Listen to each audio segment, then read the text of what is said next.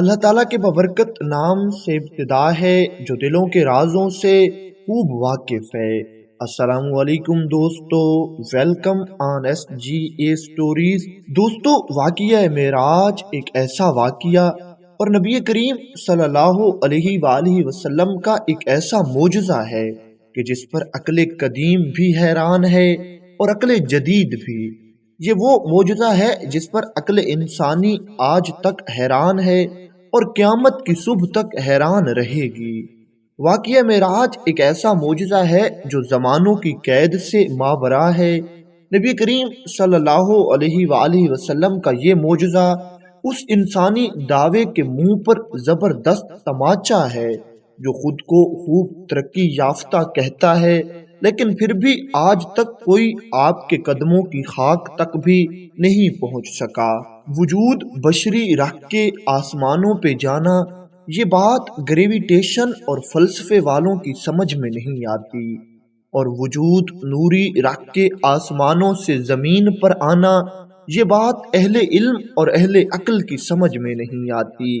لیکن جو لوگ علم میں دلچسپی رکھتے ہیں وہ لوگ یہ بات اچھی طرح جانتے ہیں کہ نبی کریم صلی اللہ علیہ وآلہ وسلم کا معراج پر جانا ضرور بالضرور باکمال ہے، لیکن معراج سے واپس آنا یہ بات بہت زیادہ باکمال ہے۔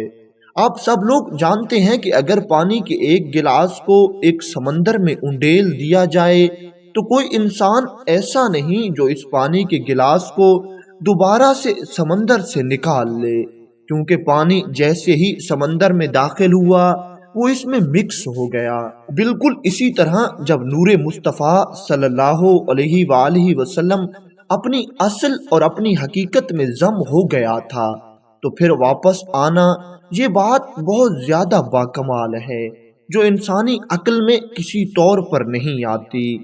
دوسری بات کہ اگر خالق کائنات اللہ ہو کر یہ کہے کہ میں اپنی مخلوق کو دیکھتا ہوں تو یہ کوئی لائق تعجب بات نہیں، کیونکہ وہ مالک کل ہے، خالق کل ہے، چشم کل ہے۔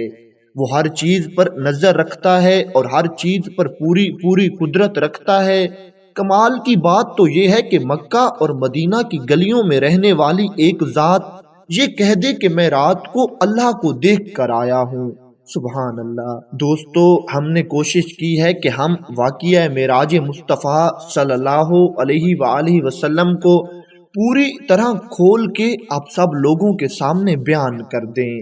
ہم اس بات کی بھرپور کوشش کریں گے کہ وہ حقائق آپ کو بتائیں جو اس سے پہلے آپ نے کبھی نہ سنے ہوں۔ اس سلسلے کی کوئی 4 سے 5 کڑیاں ہیں اور ہر کڑی 1 گھنٹے سے زیادہ وقت پر مشتمل ہے۔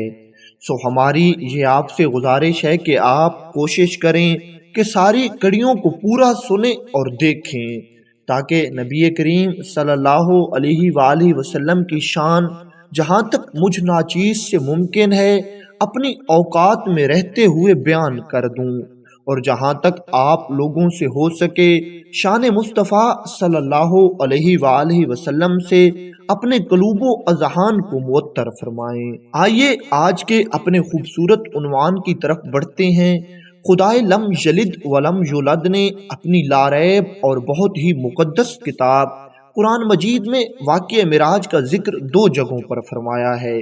ایک مرتبہ اللہ تعالیٰ نے واقعہ معراج کا ذکر سورۃ النجم میں بیان کیا ہے، اور دوسری مرتبہ اللہ تعالیٰ نے واقعہ معراج کا ذکر سورۃ بنی اسرائیل میں بیان فرمایا ہے۔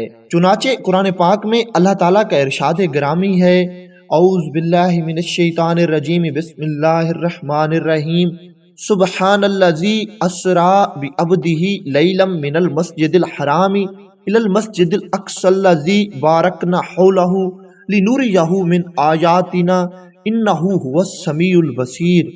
ترجمہ: بہت پاک ہے وہ ذات جو اپنے بندے کو راتوں رات مسجد حرام یعنی خانہ کعبہ سے مسجد اقصی یعنی بیت المقدس تک لے گئی، جس کے ارد گرد ہم نے بہت سی برکت رکھی ہے تاکہ ہم اسے اپنی عظیم نشانیاں دکھائیں۔ بے شک وہ سنتا اور دیکھتا ہے۔ علماء فرماتے ہیں کہ سبحان الذی سے لے کر بارکنا حولہ تک بیت المقدس تک معراج کا ذکر ہے، اور لنوریہو من آیاتنا میں آسمانی معراج کا ذکر ہے، اور انہو هو السمیع البصیر میں لامکانی معراج کا ذکر ہے۔ اب اس آیت میں اللہ تعالیٰ نے بیان فرمایا ہے کہ پاک ہے وہ ذات جس نے اپنے بندے کو سیر کروائی۔ اب تھوڑی سی بحث لفظ سیر پر سن لیجئے۔ سیر کیا ہے؟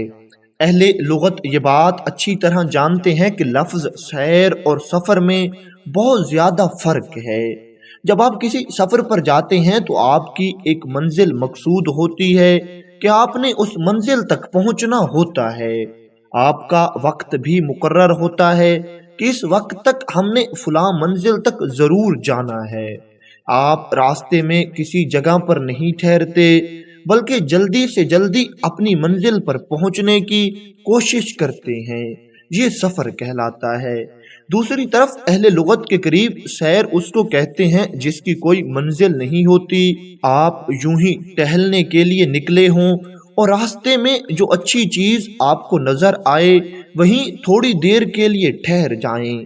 ویسے بھی اہل عقل جانتے ہیں کہ جو لوگ صبح سویرے سیر کو نکلتے ہیں انہیں کسی بات کی جلدی نہیں ہوتی، بلکہ وہ چہل قدمی کرتے ہوئے جب کسی پھول پر نظر پڑتی ہے تو وہیں رک جاتے ہیں۔ تو نبی کریم صلی اللہ علیہ وآلہ وسلم کی شان اقدس دیکھیے کہ او ادنا تک جس کی سیر ہے اس کے سفر کو سمجھنا انسانی عقل کے بس کی بات نہیں۔